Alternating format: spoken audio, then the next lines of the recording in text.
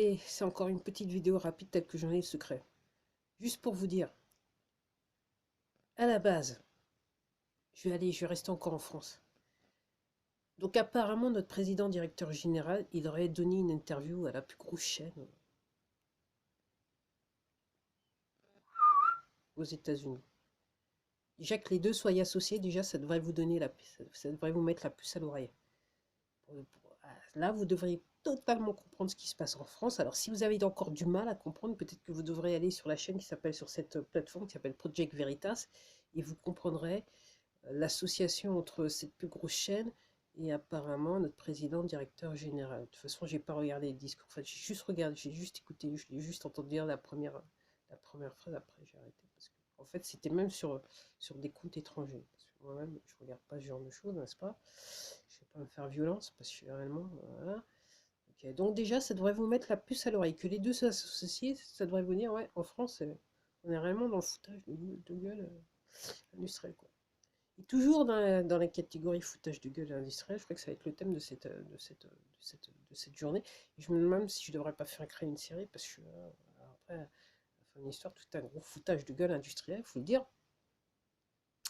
Alors c'est quand même curieux. Donc le chef d'entreprise américain là, qui vend, dont le nom de l'entreprise en anglais, traduit en français, ça s'appelle Mon Oreiller. Cherchez, ok. Donc aujourd'hui, il était censé lancer sa plateforme qui s'appelle, entre guillemets, franc-parler. Il va falloir traduire un peu, hein, parce qu'autrement, autrement, on va essayer de me sucrer. Donc je suis obligé de faire ce que je peux. Alors curieusement, sa plateforme, elle aurait dû être lancée depuis quelques heures, mais apparemment, ils sont victimes d'attaques à tir larigot. Donc la plateforme, elle peut pas être en ligne. Alors je trouve ça curieux que, encore une fois, hein, foutage de gueule industriel. Après, si vous voulez, si vous voulez pas comprendre et surtout si vous aimez qu'on se foute de votre gueule, j'ai aucun problème avec ça. Mais c'est quand même curieux que c'est un monsieur apparemment qui raconte n'importe quoi, qui lance une plateforme et les gens sont tellement intéressés par cette plateforme que carrément c'est attaque.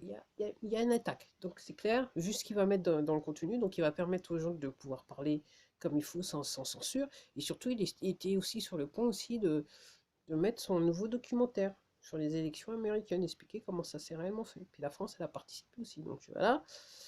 Ok. Donc curieusement, donc il n'arrive pas à mettre la plateforme en ligne parce qu'il y a des cyberattaques. Mais c'est vrai que pour certains d'entre vous, c'est normal. C'est normal. Ça devrait... Des gens comme moi, ça va quand même mettre une puce à l'oreille, mais c'est normal.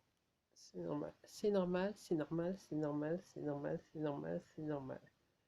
Ok. Puis c'est normal que le président directeur général il part à la plus grosse chaîne médiatique aux États-Unis, associée à la plus grosse agence de renseignement aux États-Unis.